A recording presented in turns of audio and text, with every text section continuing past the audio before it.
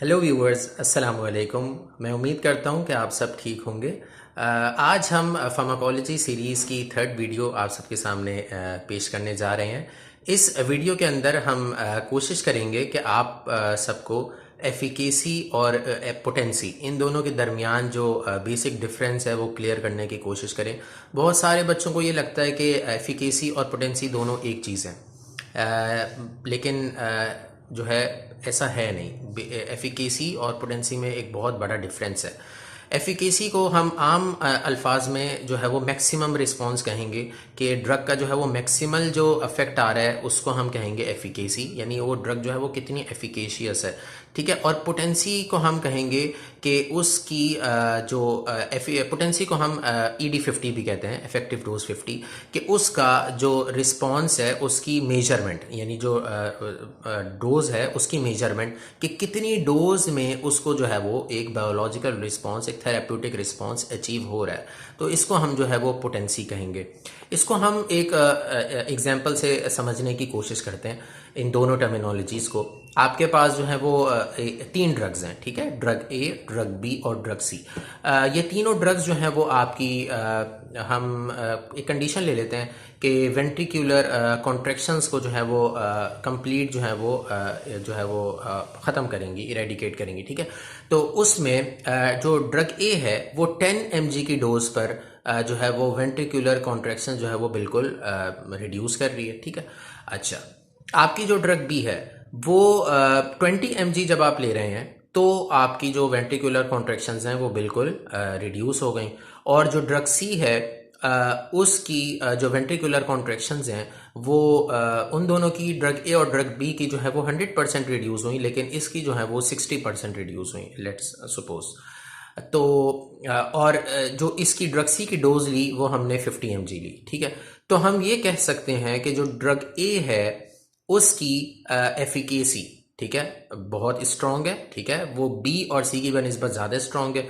और potency drug B और सी की बनिस्बत इसकी जो है वो पोटेंट है, यानी more potent than drug B and drug C, क्योंकि कम डोज में अफेक्ट प्रोड्यूस हो रहा है। ठीक है। ड्रग बी की अगर हम बात करेंगे तो ड्रग बी जो है वो एफिकेसी उसकी सेम है ड्रग ए की बनिस्बत, लेकिन सी की बनिस्बत जो है वो उसकी एफिकेसी ज़्यादा है। ठीक है। क्योंकि 60% उसने रिड्यूस किया है ड्रग सी ने।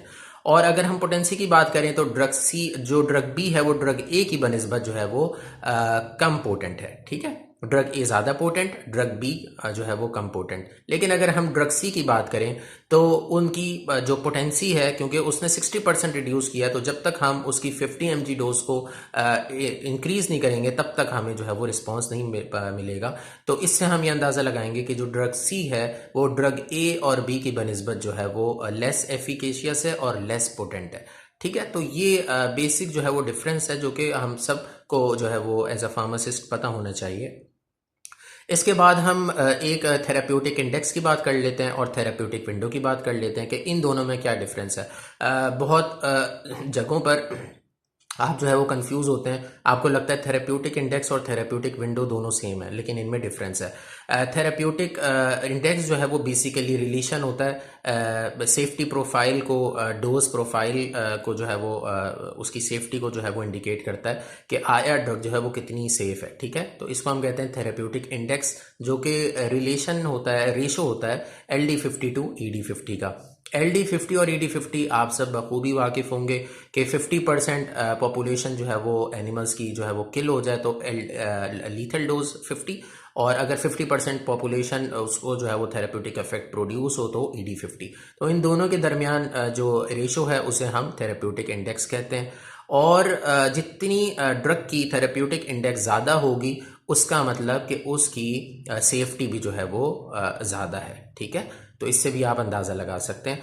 और अगर हम थेराप्यूटिक विंडो की बात करें तो थेराप्यूटिक विंडो बेसिकली हम जो है वो प्लाज्मा कंसंट्रेशन से रिलेट करते हैं, यानी जो रिस्पॉन्स है वो प्लाज्मा कंसंट्रेशन के अकॉर्डिंग जो है वो कितना आ रहा है। ठीक है।